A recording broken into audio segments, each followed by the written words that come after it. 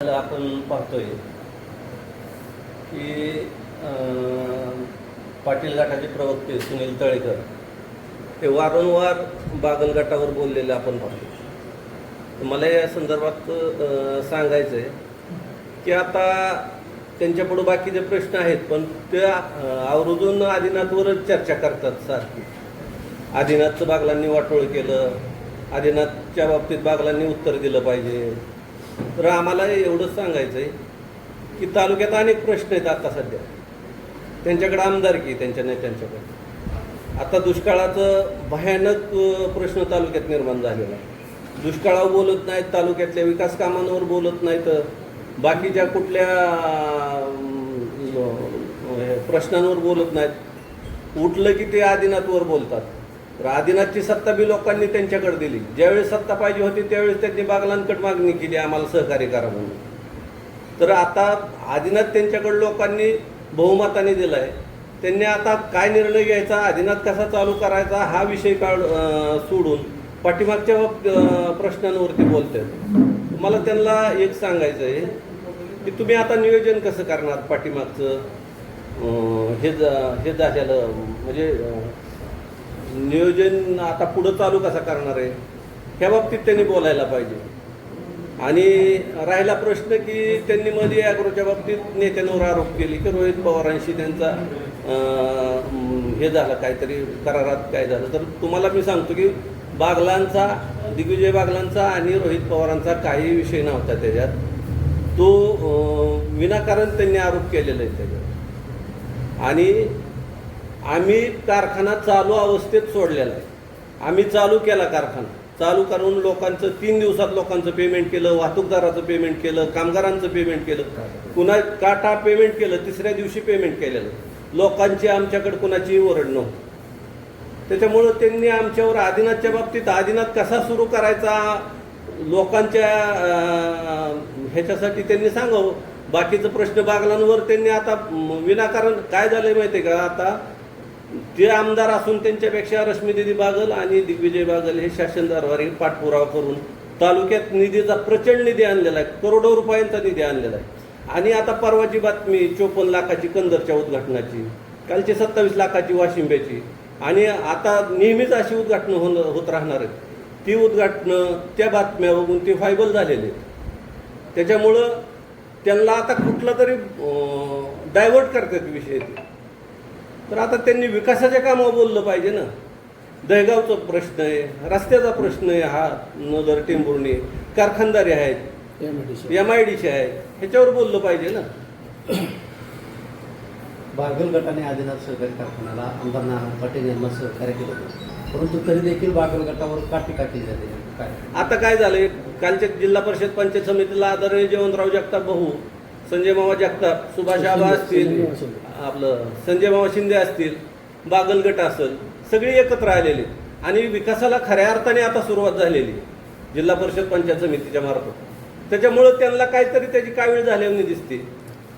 आदिनाथ कारखान्याच्या माध्यमातून फक्त मकाई कारखान्याला जास्त सहकार्य केलं गेलेलं आहे, आदिनाथ कारखान्याचा फक्त त्यासाठी वापर केला गेलेला असंही म्हणण्यात आलं। आता त्यांनी करायला पाहिजे ना, आमदारकी त्यांच्याकडे ती जाते आता शासन दरबारी। मकाई कारखान्यासाठी वापर झालेला अजिबात नाही, आदिनाथचा मकाईचा कुठेही संबंध नाही। झाला असेल तर तुम्ही दाखवा। मकाई आणि आदिनाथ ह्याचे दोन्ही वेगवेगळ्या संस्था आहेत, ह्याचे दोन्हीचे बॅलन्स शीट वेगळे, त्यामुळे ह्या संस्थेचा त्याच संस्थेकडे वापर झाला असं एवढा उदाहरण देण्याचा अर्थ नाही। कागदपत्री उदाहरण दिलं पाहिजे किंवा पुराव्यानिशी बोललं पाहिजे। बरं, आदिनाथ बाबत चर्चा होत असताना मकाई सुद्धा बंद आहे। मकाई सुरू करण्याच्या बाबतीत काय हालचाली आहेत? मकाई सुरू करण्याच्या बाबतीत आम्ही यावर्षी पावलं उचललेली आहेत। गेल्या वर्षी ऊस कमी होता, त्यामुळे गेल्या वर्षी आम्ही चालू केलेलं नाही। यावर्षी आमचं सीझन चालू करण्याच्या दृष्टीने सर्व तयारी चालू आहे। दुसरं, त्यांनी सुनील तळेकरांनी असा एक आरोप केला होता की मकाईला 140 कोटी रुपये आले, त्याचे काय केले? तर मकाईला ज्यावेळेस NCDCने आम्हाला 140 कोटी रुपये दिले, त्यावेळेस त्यांनी काही विनियोग कसा करायचा त्या पैशाचा त्याच्या एक मार्गदर्शक सूचना दिलेल्या होत्या। आणि साखर आयुक्ताकडनं आम्हाला वेळोवेळी त्या पैशांचं किंवा त्या रकमेचा विनियोग कसा केला हे आम्हाला 2-2 महिन्याला प्रत्येक महिन्याला त्यांना हिशोब द्यावा लागतो। त्यांच्या विनियोगाप्रमाणेच आम्ही साखर आयुक्ताला 140 कोटीचा हिशोब दिलेला आहे। या संदर्भात 140 कोटीचा हिशोब आपण दिल्यानंतर परंतु कुंभारगाव येथील बागल गटाचे कार्यकर्ते तेथील कर्मचारी त्यांनी मध्यंतरी पत्रकार परिषद घेऊन त्यांच्या पगारी थकीत झालेले आहे दिलेल्या नाही त्यामुळे असा एक आरोप केला होता. त्या कुंभरगावच्या कार्यकर्त्याचा तुम्ही म्हणता ते बरोबर आहे, त्यांचं राहिलेलं होतं, आम्ही त्यांचं पेड केलं. आदिनाथ अडचणीत आलाय असा परत बागलघाटावरती आरोप आहे. नेमकं आदिनाथ कुणामुळे अडचणीत आलाय असं म्हणतो? आदिनाथ तुम्हाला माहिती आहे, काही लोक कामगारांना पुढं करायची, साखर अडवली, साखरेच्या गाड्यांना आडवी पडली. आम्ही रोख पेमेंट द्यायला इथनं कॅश घेऊन गेलो होतो. काय कामगारांना हाताशी धरून वगैरे ह्या राजकीय मंडळींनीच अडचणीत आणला ना आदिनाथ. कोणत्या? आता तुम्हाला माहीतच आहे ते काय. हां. म्हणजे कोणत्या? का तुम्ही नाव घ्यायला का घालता? नाही नाव नाही, तुम्हाला माहिती आहे. आता तुम्ही सांगा, कामगार वेळोवेळी संघर्ष करा. एक बागलघाटावर थेट आरोप केले हां. तुम्ही मात्र नाही तसं नाही. ऐका, कामगारांना हाताशी धरून कामगारांनी पेमेंट एक दोन पेमेंट करतो म्हणलं तरी सुद्धा कामावर गेली ना, गेटवर बसली, आंदोलनं केली. आज 1 रुपयाचं त्यांना देणं दिलं नाही निवडून आल्यापासून. आज का कुठे गेले कामगार? ते कुठे गेले कामगार? कुणाला? आम्हाला सोन्याचा दूर बघायचा होता ना. पाठिंबा कोणी कुणाला दिलेला नाही, तो लोकांनी घेतलेला निर्णय आहे. हां. पाठिंबा असं कोण कुणाला दिलेला नाही आदिनाथचा. तुमचाही मग असा प्रश्न तसाच होता की गुगली आमच्या लक्षात आली, ते तो काय पाठिंबा कोणी कुणाला जाहीरच केला असा नव्हता. जाहीर पाठिंबा जाहीर नव्हता. नसला तरी गावची चुका होत बागलघाटाची. नाही. त्याच्यात मेळ मूळ जो विषय आहे. बागलघाटाला आज आयनी टार्गेट केलं होतं अचानकच. अहो, ही दिशाभूल आहे ना. तुम्ही कारखाना चालू करण्यासंदर्भात बोललं पाहिजे. हां. हा? बागलघाटाने काय केलं? अहो, बागलघाट लाख चुकला म्हणून तर सत्ता लोकांनी तुम्हाला दिली ना. आता तुम्ही काय करताय? कारखाना चालू करण्याच्या दृष्टीने तुमच्या प्रेस कॉन्फरन्स झाले पाहिजे.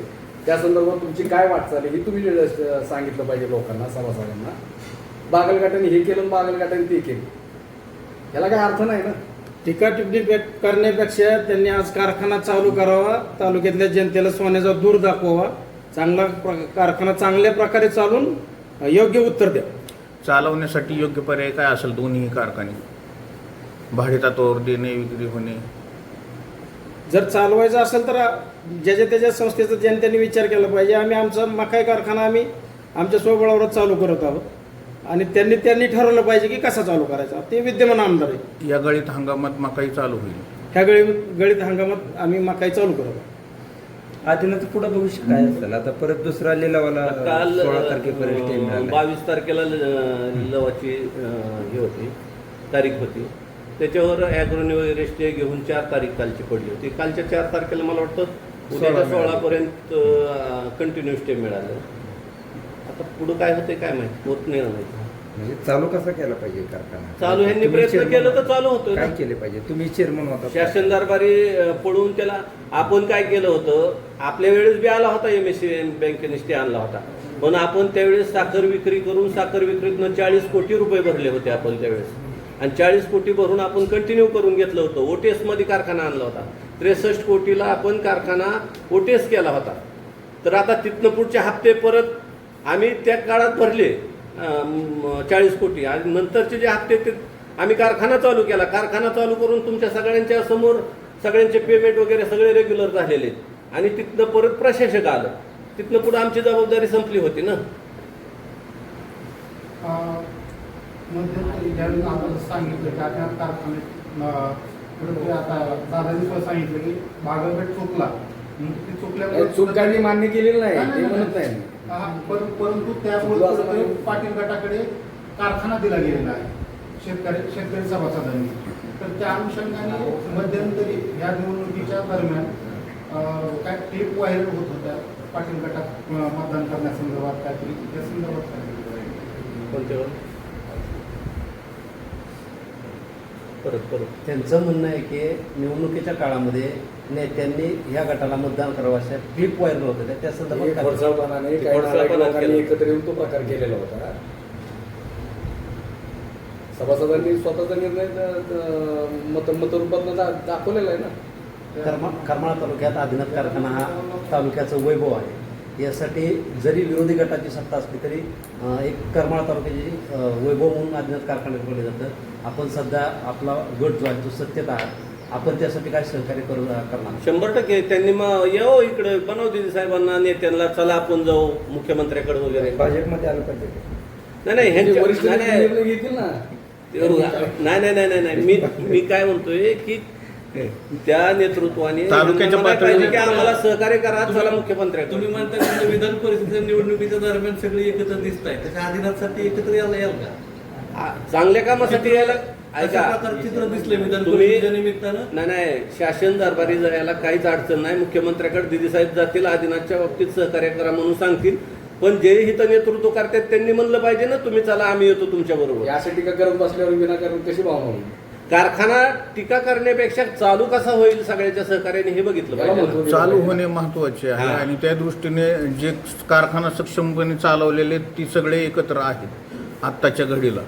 आणि तालुक्याची अस्मिता असल्यामुळे आदिनाथ चालू होण्यासाठी सर्वच लोकप्रतिनिधींनी प्रयत्न करणे गरजेचं आहे. त्यामुळं हे पत्रकार परिषदा, टीका टिप्पणी हा विषय बाजूला ठेवून कारखाना सुरू होण्याच्या दृष्टीने सर्वच नेत्यांकडून प्रयत्न झाले पाहिजेत. आणि लोकांकडून पण खालनं विचारणा केली पाहिजे पत्रकारांना की विधान परिषद निवडणूक असो किंवा इतर निवडणूक असो, नेते मंडळी पक्षभेद विसरून एकत्र येत आहेत. आज विधान परिषदेला पण बघितलं तसं आदिनासाठी तसे एकत्र आलं पाहिजे, लोकांकडून मागणी आहे. त्याला काय तुमच्या गटातर्फे काय? नाही नाही असं आमची काही हरकत नाही. आम्हाला फक्त त्यांनी सांगितलं ना, आपल्याला सीएम साहेबाकडे जायचंय, वरती मोदी साहेबाकडे जायचंय, अमित शहा साहेबाकडे जायचंय. आमचे नेते निघाले लगेच सीएम साहेबाकडे, याच्याकडे. आम्ही काय तसा आमच्याकडे सत्ता नाही तुम्ही बघा असं नाही म्हणणार. कारखान्याच्या तालुक्याच्या हितासाठी नेते पुढं होऊन म्हणजे आदिनाथ हा जिव्हाळ्याचा विषय. तुम्ही असं म्हणताय. आदिनाथ कारखान्याच्या निवडणुकीमध्ये बाजार गटाने का मागणी केली? ही सर्वात महत्त्वाचा विषय आहे. आता दादा म्हणले की म्हणजे ते कुठं म्हणजे चुकलं नव्हतं किंवा काय नव्हतं, पण तुम्ही माघार का घेतली? तटस्थ राहिलं. तटस्थ राहिलं. माघार नव्हत्या. ऐका, त्याच्या अगोदर मोहिते पाटलांच्याकडे मिटिंग झाली होती. त्या मिटिंगला सगळे नेते होते. मोहिते पाटलांचं समोर शिएला बसवलं होतं. किती कर्ज आहे काय हे आताच्या विद्यमान बोर्डाला माहीत आहे. त्यावेळेस सगळं माहीत होतं. जयवंतराव जगताप भाऊ पण होते त्या मिटिंगला काय. आणि कारखान्याच्या हितासाठी, तालुक्याच्या हितासाठी सगळ्यांनी मिळून कारखान्याला सहकार्य करून म्हणजे बसून निर्णय घेऊ असं त्यावेळेस झालं होतं. आणि आज बी आमची म्हणजे आमची मानसिकता तशीच आहे की बाबा सगळ्यांनी मिळून सहकार्य करू. आज बी आम्ही तयार आहे त्यासाठी. फक्त त्या नेतृत्वाने बोललं पाहिजे ना. ते नेतृत्व तुमच्या परस्पर जाऊन मुख्यमंत्र्यांना भेटतंय. त्यांनी स्टे बी आणला, जसं सांगितलं जातंय. मुख्यमंत्र्यांना भेटून स्टे आणलाय. गोरे साहेबांचा त्यांचे चांगले संबंध येतात. मग इथल्या नेतृत्वाला ते नाकारतायत. त्याच्यामुळे काय अडचणी येत आहेत का त्यांना? स्टे कोणी आणलाय तुम्हाला माहिती आहे नाही, त्यांचा दावा आहे कोर्टात कोण गेलंय ॲग्रो. आणि स्टे कोणी आणलाय? नाही, हे राजकीय चाललंय. राजकीय ते फडणवीसांना भेटतात ना ते परस्पर. हां, सगळ्यांनी एकत्र येऊन विकास करायची काय गरज नाही. स्टे फडणवीस साहेबांनी नाही दिलेला. स्टे कोर्टाने दिलेला. आदिनाथ कारखान्याच्या या सर्व प्रक्रियेसंदर्भात म्हणजे जे काय त्याचं चांगलं झालं असेल, वाईट झालं असेल किंवा इतर काय ज्या काय म्हणजे आतमधील काही गोष्टी घडल्या असतील किंवा राजकीय घडामोडी घडल्या असतील, त्या संदर्भात जबाबदार बागल गटाने सुद्धा समोरासमोर येऊन चर्चा करावी अशा प्रकारचं आव्हान केलेलं आहे. चालतं की आमची तयारी आहे आमची.